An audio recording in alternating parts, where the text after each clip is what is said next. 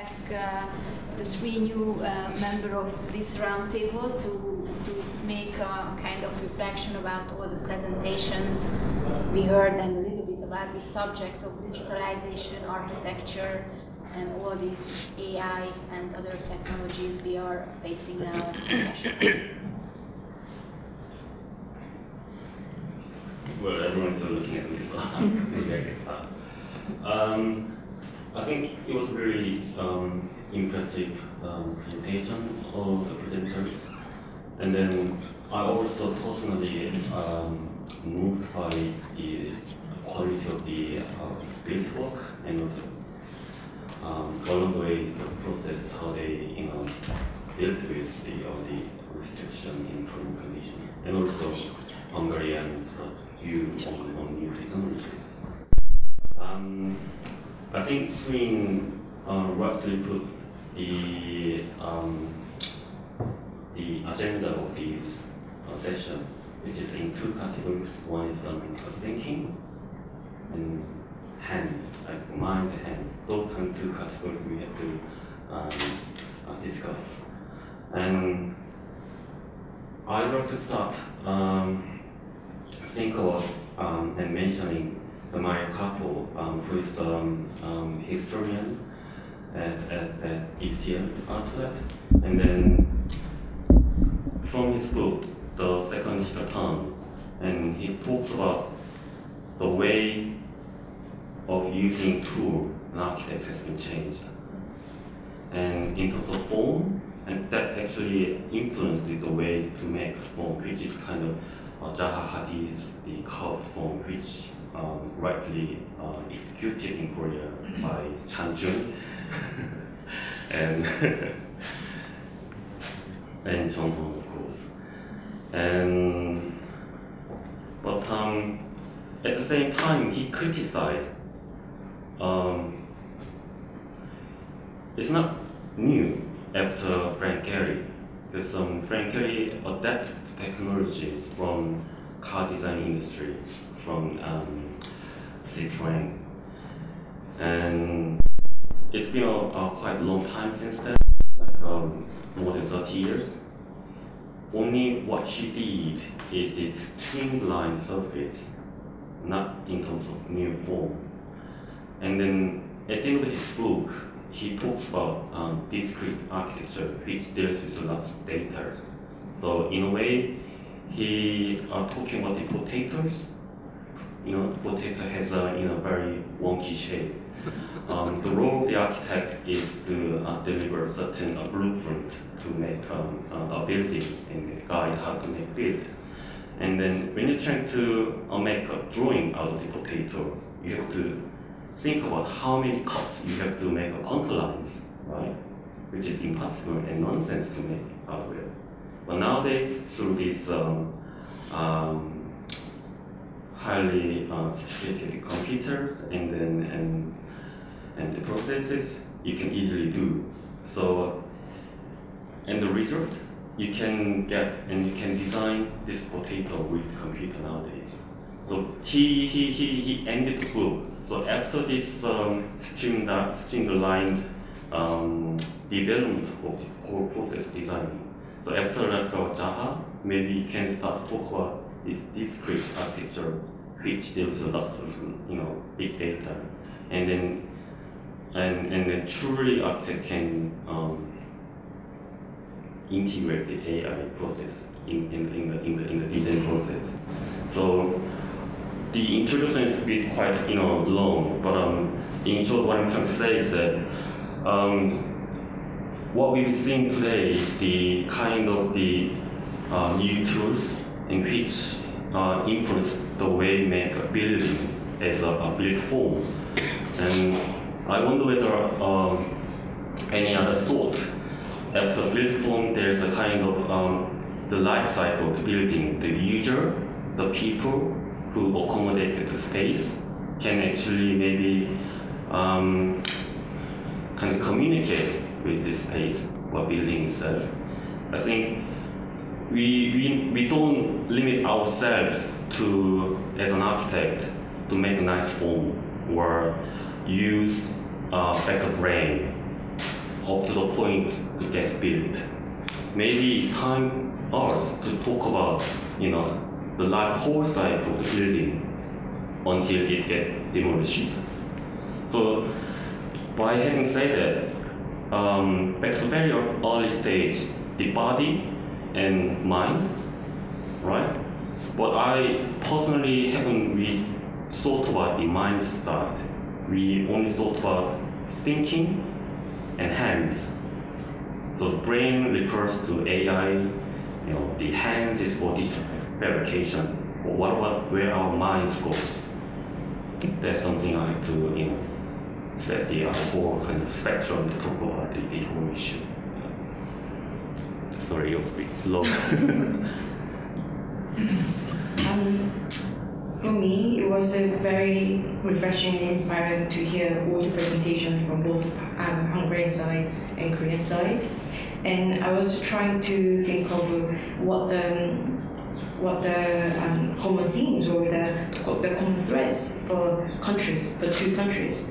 And I think we are both undergoing through a very critical process of transformation, not in terms of architecture, but particularly socially and environmentally. So it's very refreshing to hear, not just talking about obviously the nice designs, and they all are, and nice research projects, but also thinking about how it actually has the impact on the way we think, the new way of working with tools, the new way of actually, in fact, like the new way of working and living, and as at this time of this digital town, at the age of digital town. So, and I think we are faced with both challenges and with opportunities, but at the same time challenges as well. So and I think what really struck me was what Chandrun was saying about the speed of the projects and the very local challenges that we face. I'm sure it's probably quite similar in Hungary, but the clients often want faster, cheaper, and larger. And how do you actually, so while we are experimenting with these new forms and new tools, how do you actually keep up, or how do you keep the balance between the ongoing research or experimentation, but at the same time trying to gain projects and trying to realize the projects on a very daily basis in a practical sense. So I think I also want to get some perspectives on the time frame of the projects that you're working on from the Hungarian sides, and also how do you what the particular challenges you have locally in Hungary. Sorry, I will talk in Korean. My translator will tell me. 저는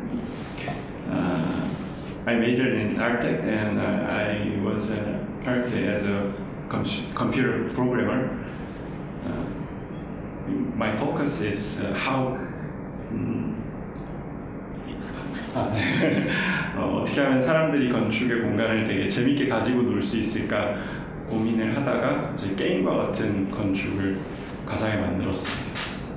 So my basic idea was to change my work to kind of like a game, what can be enjoyed by average people as well. 사람들이 이제 가상의 자기 집을 골라서 꾸미고, 그러니까 가구를 배치한다든지 아니면 자재를 입혀 온다든지 그런 놀이를 할 수 있는 IT 서비스를 만들었습니다. So I developed an IT service where people can upload their own the house plans, and they can try to put designs online. So they can use this application and they can change their flat or house. 그 서비스를 만들고 나니까 이제 LG전자나 아이케아나 니토리 같은 회사들이 자기들도 이거를 이제 유료로 쓰고 싶다고 해서 그들이 이제 지금 쓰고 있는 상태가 됐습니다. And we can say it was very successful development because also companies like LG or IKEA they are using this application now in their own business. 그래서 이제 지금 시대에서는 이제 툴이 AI와 이제 테크놀로지가 변화하고 있는 그런 세상에서 이제 프로그래머, 건축가이자 프로그래머로서 이걸 디자인했을지 아니면 IT 서비스를 만들지 아니면 또 뭔가 융합을 한 걸 만들지 그런 거를 이제 고민을 하는 시대가 된 것 같습니다. And I am thinking about like this AI techniques. Is it design? Is it IT service? Or what kind of art or field is it? Or what will it be in the future? So that is my main concern, or I'm thinking of it a lot. 저 지금은 굉장히 많은 가능성이 있는 것 같습니다. 요즘 건축가 학생들은 많은 학생들이 프로그래밍을 같이 배우는 것 같아요. 그래서 그 친구들을 어떻게 하면은 그 디자인적으로 잘 활용을 할까, 또 우리가 여태까지 만들어내지 못한 아이디어를 실현할까, 그런 거를 이제 고민을 하면 전혀 새로운 디자인이 탄생을 하고 또 새로운 서비스가 만들어질 것 같습니다. And I'm also curious about how the future will look like. Also, if we think about the students who are studying now the architect or the design or this IT programming, and I'm curious if what kind of professionals will they be, or how should we teach them, and what courses they really need, or what kind of training.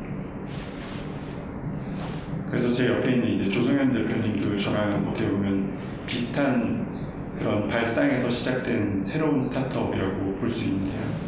And the next person to me, he is also working on a similar project as me to develop this kind of new applications or IT service for design. 이제 이런 걸 우리가 디스트럭트라고 표현을 하는 것 같습니다. Disrupt. 그러니까 파괴적 혁신.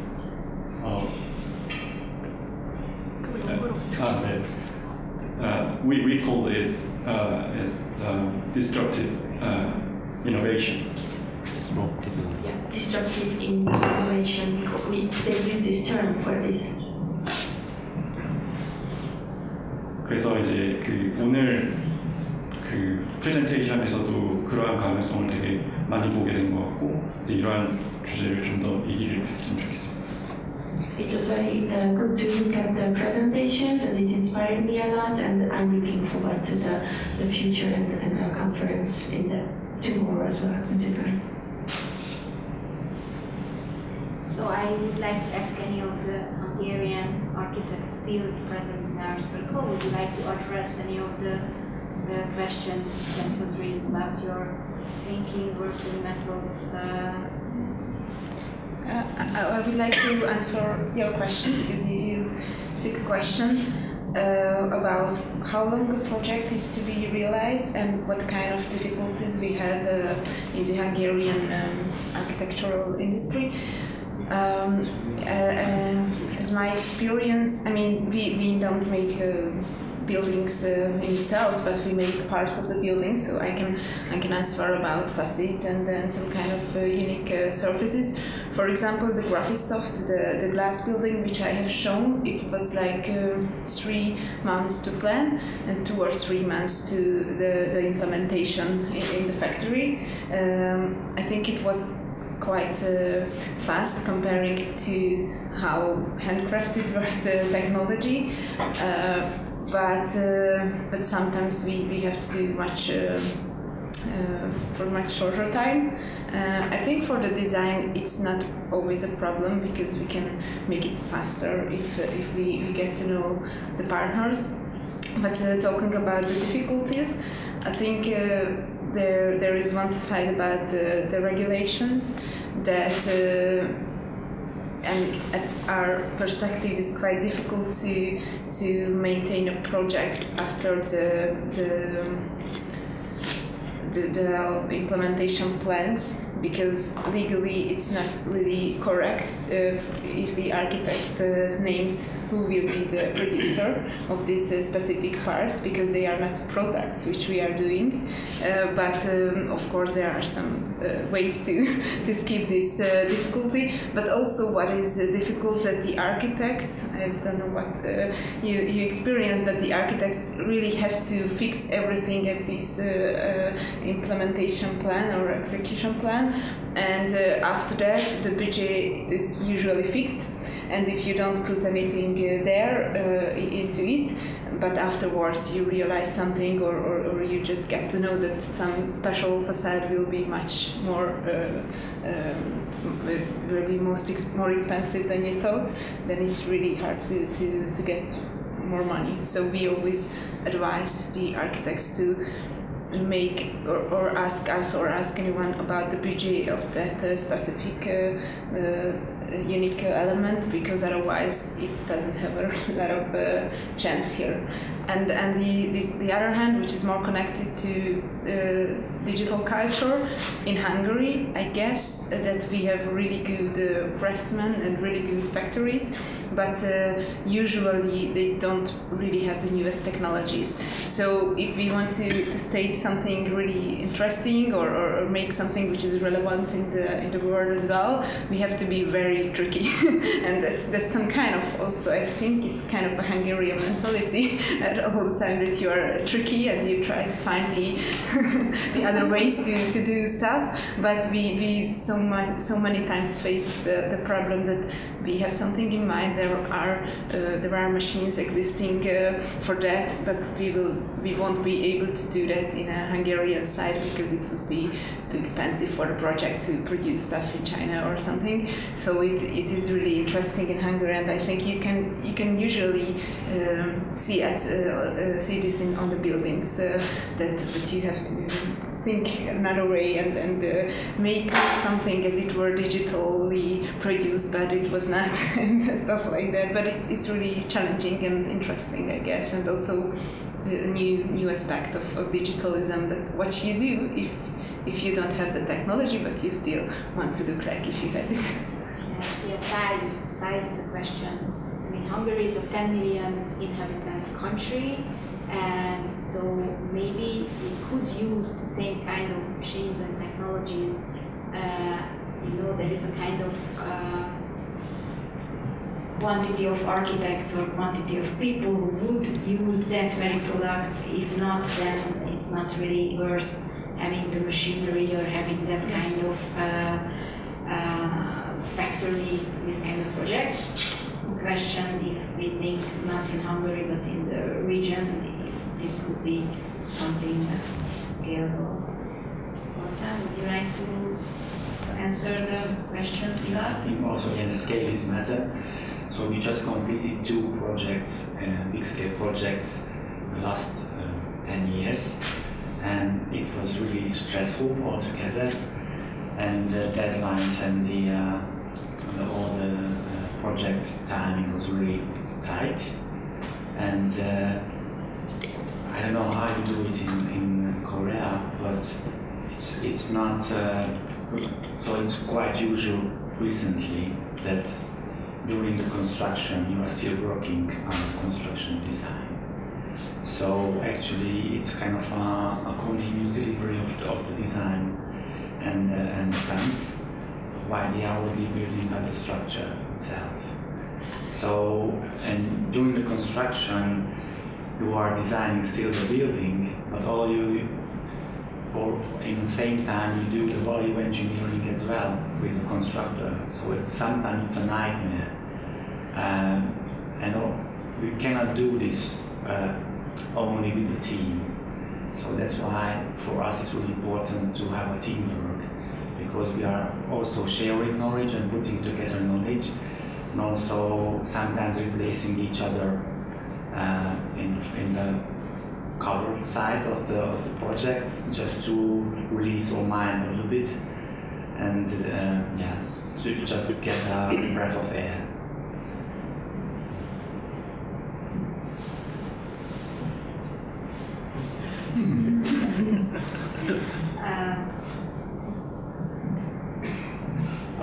question, basically. So, actually, I'm not that sophisticated person about the digital stuff, basically. So I was so desperate to get the job in the beginning of my career. So just I started thinking about how to save the money and how to reduce the construction period. That was actually my interest, and there was no such a way to develop the new way of making building. And I just start the benchmarking the industry, and the other industry are all always using some kind of machine, right? The CNC machine and laser cutter or something like that. And in order to give them an order, we have to translate our drawing to the machinery. I don't know what the terminology is, maybe machine language or something like that. And then in order to generate that kind of a language, I had to use Rhino, for example, or the couple of the computer, numerical, the software, etc. And so somebody is telling me like, okay, you design is quite similar with maybe Zaha Hadid, but in my mind it's totally different way of making the building, because whenever I start the project, then I really try to reduce the number of molds or number of the typology, because that number actually is counted as money.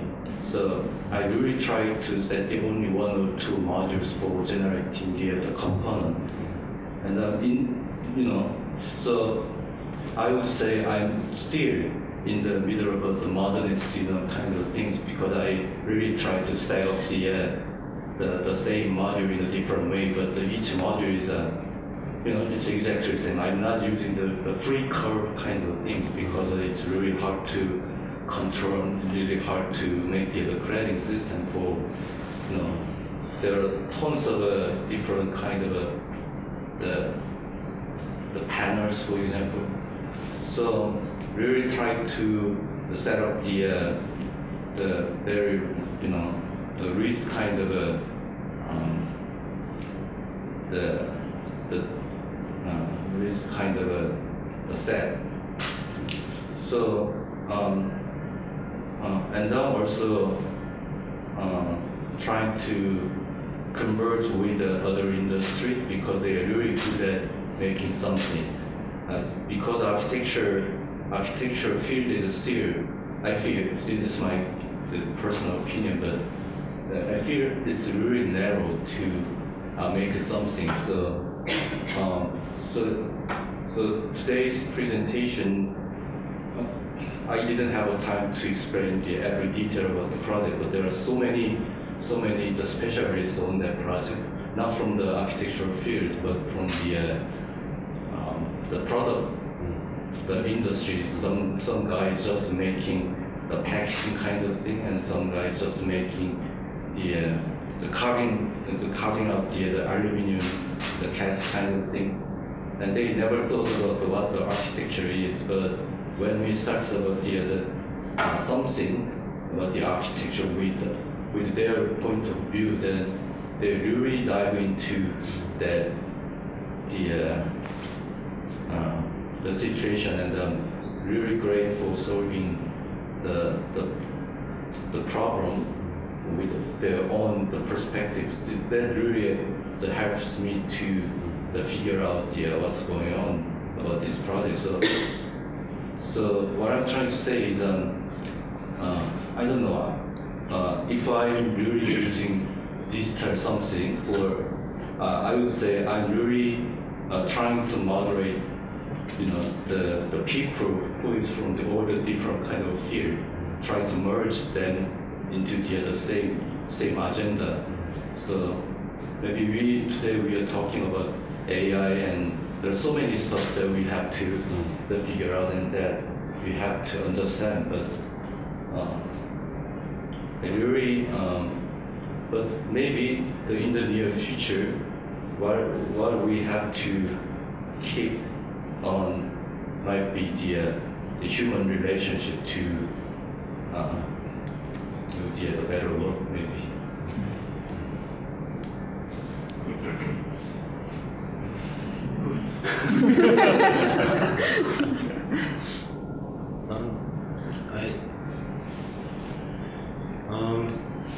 I'm not gonna answer the question, but I actually have a question that I want to ask, maybe something worth talking about. I was really impressed by Zoltan, your project with the renovation of the courtyard. This morning, all the architects from Korea, we had a walking tour of contemporary architecture in Budapest. And it was very interesting to learn about the regulation of the 80 centimeter height difference that you have to comply with within 80 centimeter of the building that's neighboring to you. And the person who was giving us the tour kept mentioning context, quote unquote, context. And I was joking with Jungwon, like, in Korea we don't have that much context, so we can, like his buildings, there's no context. The buildings that we build have, it has a little bit of context, of course, but we don't think too much of a context. And then I really started wondering, he keeps saying context, but what is context? In some buildings, they're like more kind of classical buildings, but then there was like semi-contemporary building, and then there was this building that he was explaining, and if you really, and I wasn't really sure like what does he mean by context. If you really think about it, what is it? And then when I was looking at your presentation, you showed the overlapped photographs of a person, the high school graduation photo, also of the paintings.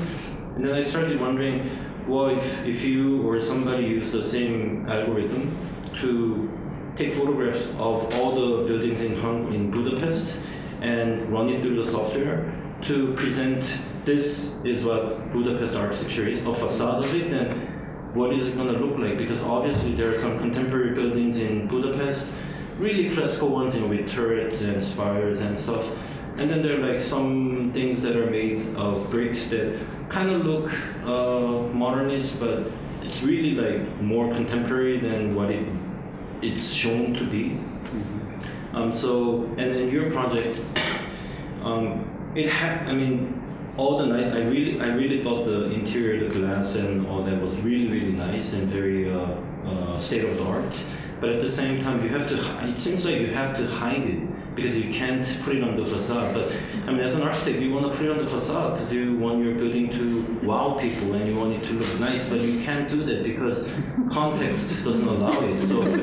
So then I started wondering, like, how in Hungary, as Hungarian architects and designers, how would you define context? And also, if just like by using the algorithms that came up with these composite faces, is there a way to challenge the authority about what are you talking about when you're saying context? If we ran this algorithm and actually made a Budapest facade, then it doesn't look like the context that you're talking about. And I just started wondering if something like that would be possible, if there's a lot of regulation or if there's a way to challenge it, So I would like to hear a little bit about that. So actually, that particular building was in the World Heritage Site, so it's not that easy to handle. It's not a facade, it's more or less a view from the Castle Hill, and also because we have two heritage sites in Budapest. This is the Castle Hill, where we are right now, and the other side is the press side.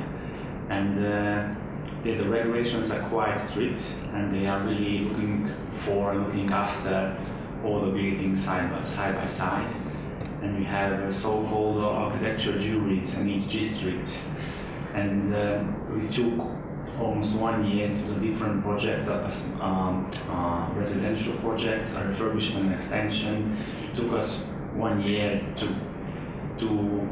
discuss and get approved or design and we get 4 or 5 juries, and even after the juries, we had 4 or 5 talks with the vice mayor of the district and the chief architects, just to fulfill all their requirements and all their wishes, and then we had to go to the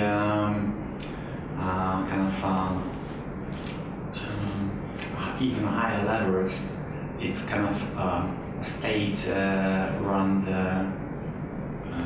authorization, just have further approvals. So sometimes, you know, having context or a kind of a cultural background, it's really makes design or living difficult. But that's why I meant that each and every time you have to make value decisions, and then yeah, all the time it's like it's a discussion. It's really lengthy and sometimes tiresome. But this is not the only way we design. I mean, not only in the context, but sometimes you have a greenfield development or even brownfield developments as well. But within Budapest city, it's not easy. But you wish that there were no regulations in this. Would you prefer that they just said do what you want with whatever material, whatever style, whatever size, doesn't matter. Free of market. Do you think that would be? I think what is my personal choice? You mean? Yeah. If you have a value, yes, and you share that value, and also the client share that value, and you design things where quality matters and architectural design matters. I think, yeah, but look at London. Yes, what's happened in London, and actually, so yeah, I think it's a good example that So I don't mind if there's a regulation in a certain area, because I think because of my education I can live with that, and I can also work within that particular part. Perhaps I'm lucky enough also just to have, because we have a lot of other design as well, not in that context, not all the time, and then we can make kinky new things like the South Korean architects, or try at least. Yeah, many times the context that you see as a physical context, or what you don't understand, is a result of not actually the physical environment context, but something else. For instance, in the Pest side, this historical area where we have all these mostly 19th century buildings, together they are protected, not each buildings, but together, because they form a certain tissue that is important for our culture. But if I would analyze each building on its own, they were the real estate speculation of the 18th, 19th century, very interesting buildings that are never really worked perfectly, even when they were created, but somehow together, and now we find them important. And when someone has to design something new in a tissue like that, it's exactly a problem, because we have regulation, of course, because just as Zoltán said, maybe that's the only way to ensure quality. I mean, it's not always good architects who get the job, and how can you be sure that what's built is somehow continuing some kind of logic, some kind of context that is maybe not physical but social. We have a big disruption with our history because we had socialism that we can't really relate. And socialism had also a very impressive architecture that most Hungarians don't really like. So for us, I mean not for us because we're architects, but for the average Hungarian, those kind of historical buildings are more to be loved than whatever happened after. So a Hungarian would be shocked if he finds something completely modern in the city. We have many good contemporary buildings that the public hates because it's a kind of mental state of a society, a relation to its history that we also have to deal with, and it's really in every country indifferent. I was in Seoul, and for me it was a kind of interesting to see this lack of what you call context, that next to a small old building you could find a high-rise suddenly. For I think even for a European eye, this is something strange. But for you, it's the complete logical, because there is a plot. This can be built. Why not build it? So, but here it's and I think especially in the case of Hungarians who are a little bit old school. I mean, the average Hungarians, it's even more a question or a problem.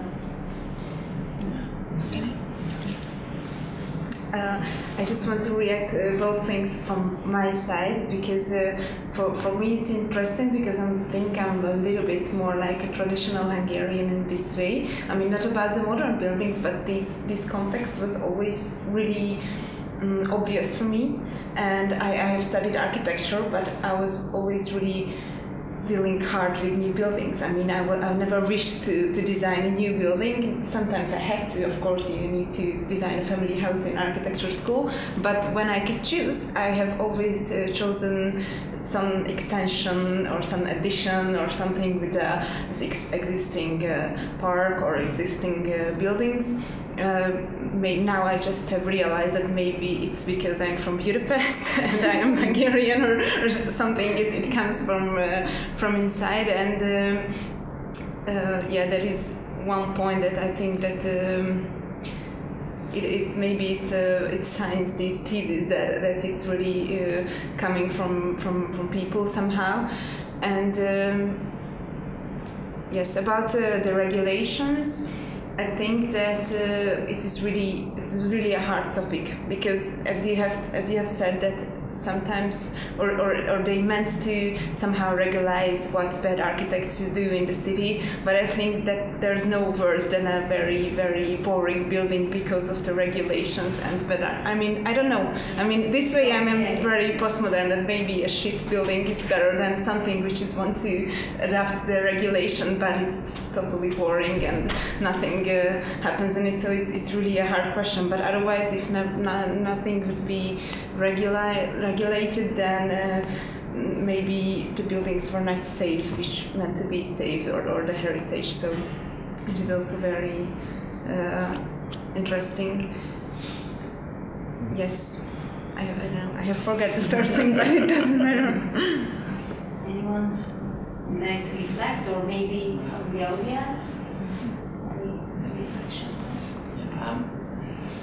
So I think here in Europe we have stupid stereotypes about the Far East, and seeing your presentations, I think so. We have the individuals and the collective, and as far as I understand, Budapest or collective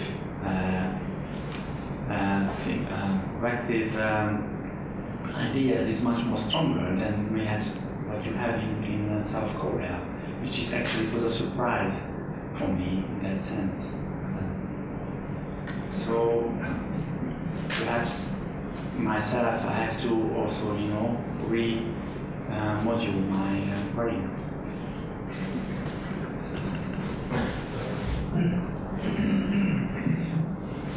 I think it's the collective is interesting. I think each building has different missions, and I think whether you deal with the context or not, when you talk about city, it becomes much more clear. And the building is also part of the city, and how much actually this building's mission is, and in what aspect this building is going to contribute to the city building. I think that is one measure. Actually, I myself is practicing both Boston and I built a building in Seoul too. So it's two different cultures, very different. One is very conservative and has a convention very well established, that's Boston. And so sometimes actually I do see that the examples of built work is quite often it's more of a building as an object. And I think there's a complete freedom almost, because every building was built such way. So I think if the purpose is to build a kind of collective realm, citywide or city building element, then I think the attitude could be a little bit different. So Seoul, as of now, that's 2019, for the last 20 years, was all individual buildings. But if you go back to the whole town, so obviously it's not. So I think it has the mission, how much is context is less of how much we can do, we cannot do, but as an architect, what's a given mission as we see it for this city or for this specific project. I could also see that in a very historic context, we can do very heroic gesture too, because if that is the mission for this specific project.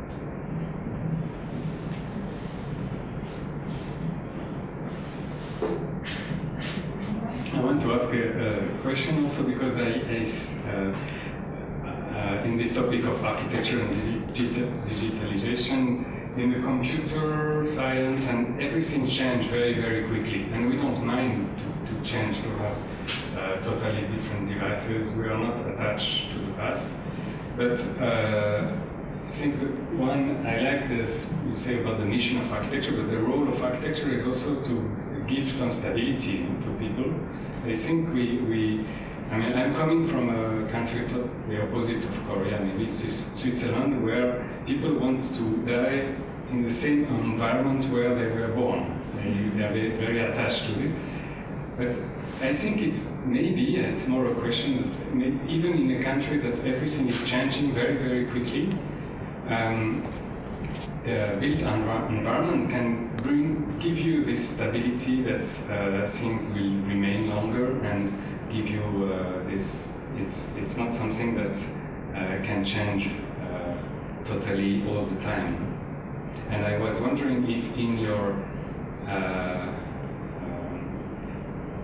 when you use artificial intelligence, do you implement also history, or you implement a lot of data on the economy, on the market, and on the use and efficiency? Is it also possible to implement some history and even sociology? Interesting question. Yes, I think this our engine is a very low level, so this is just react to the market. So, but I think this model can be added by many various factors or constraints. But I'm not sure that, of course, the model can influenced by historical factors or some common sense, but I'm not sure that this model can be the art. I don't know. Maybe it's just make a simple models for common sense. I just want to take almost the same question from a little bit different perspective, or more concrete way. That do you think that this digitalization and the development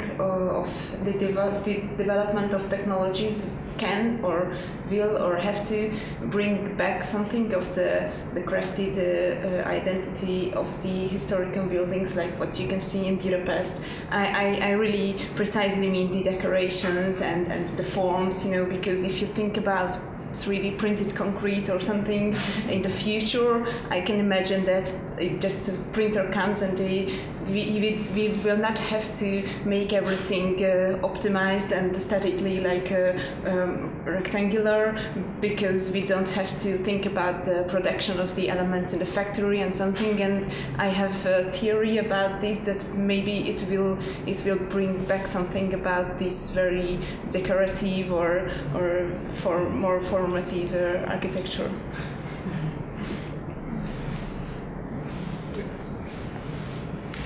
Just one thing I add on his comment. But, when I was a U.S. student, I studied the learning AutoCAD at that time.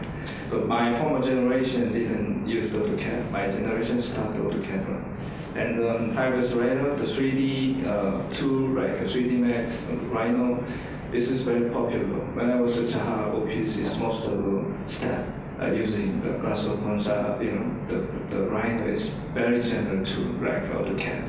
Now it's changed again. So I just my question is what is the role of architect? He talked about it's the kind of from the digital era to the from the analog era to the digital era. It's changed now. Because most of my time I spend in the construction side to convince some builder and manufacturer who didn't understand the digital tool. Most of my staff are using the digital tool like Rhino and the Grasshopper, but the problem is in real construction side, nobody understands this tool in real construction.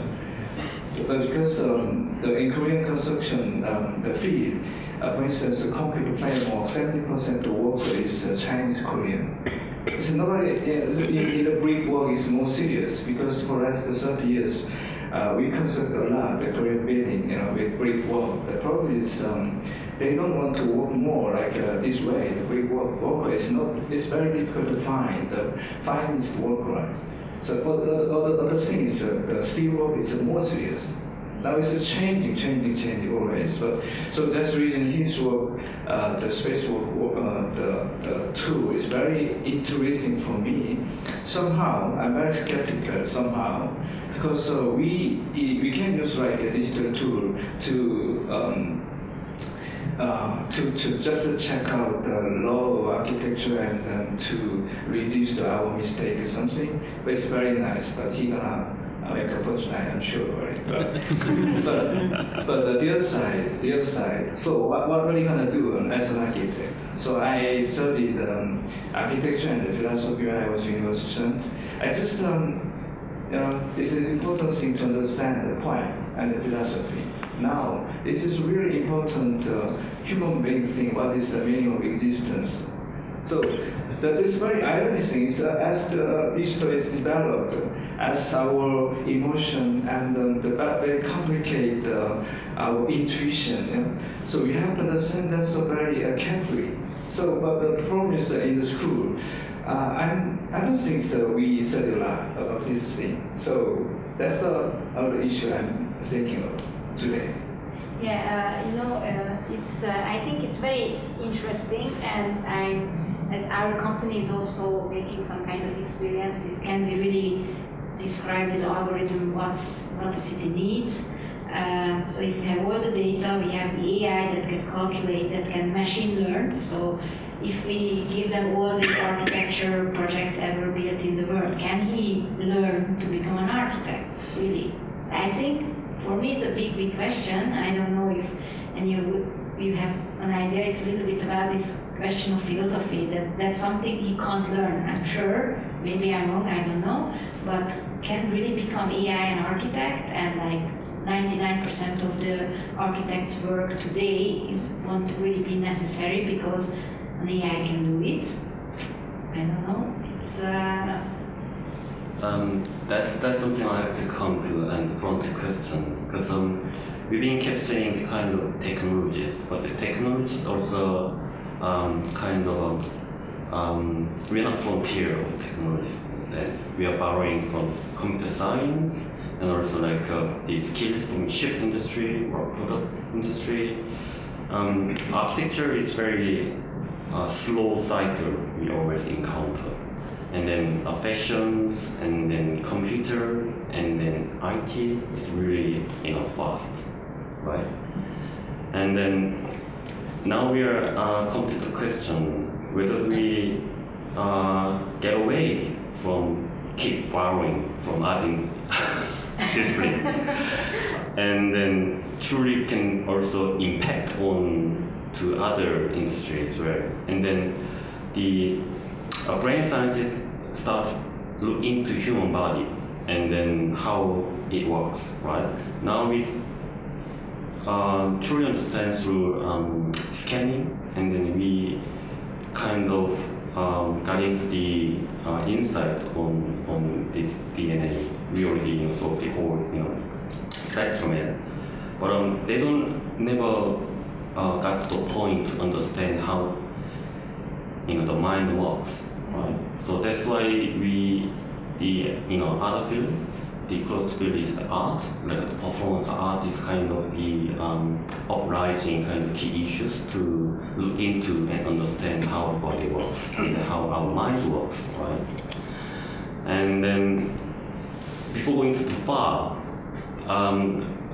any of you can maybe say the opinion on is there any intention and desire as an architect how to impact on other disciplines.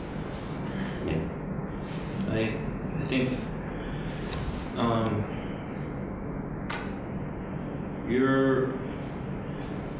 I think the definition of an architect is a borrower.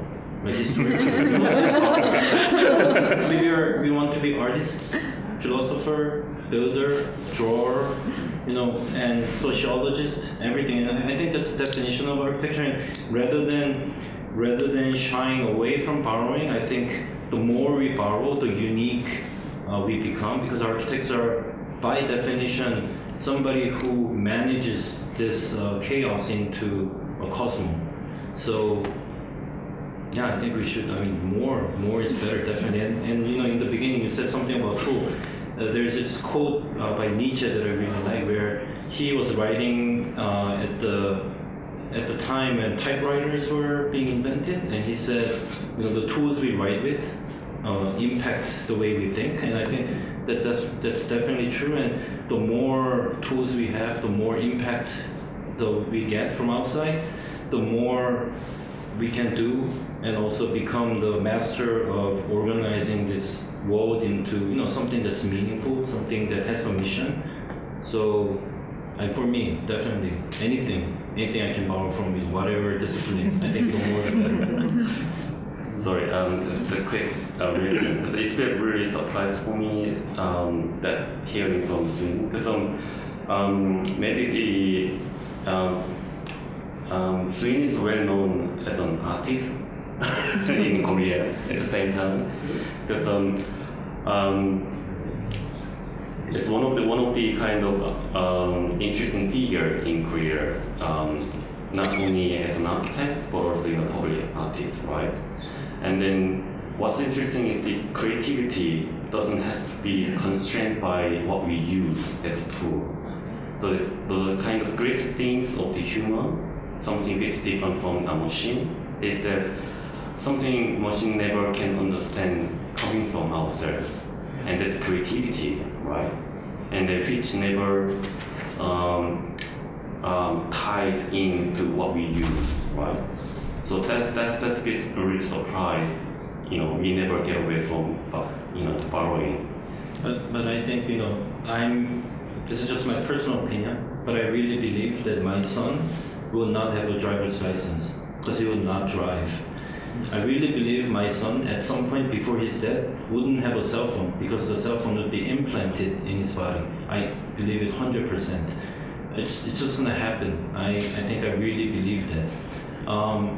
In terms of like I said before, let's say there's only, with your inspiration, let's say if you're not Mozart, there's only so much possibility you can see, and you can see more possibility, not relying on machines, but you're actually working with the machines, because to make the machine do something, like Sanghyun said before, he was working with this kind of genetic algorithm. It wasn't enough, so he changed to another algorithm, and you have to be very specific to give them instructions on what would be valuable.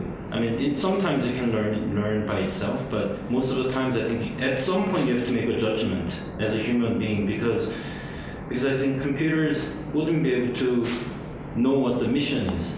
Computer wouldn't know. It would just present a bunch of different possibilities, but 100,000 times more than what I can think of.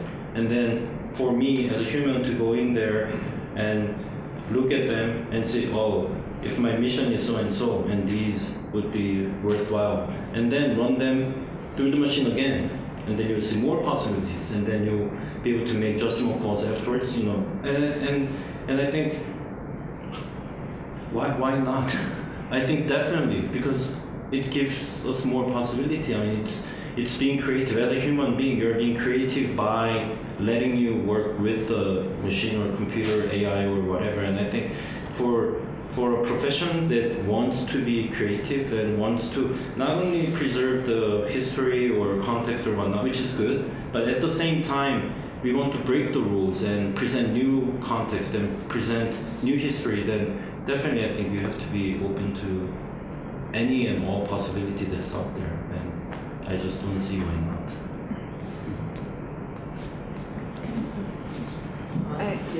So, no, you can. Yes, during the discussion, it sort of sounded like Korea has no concern for context or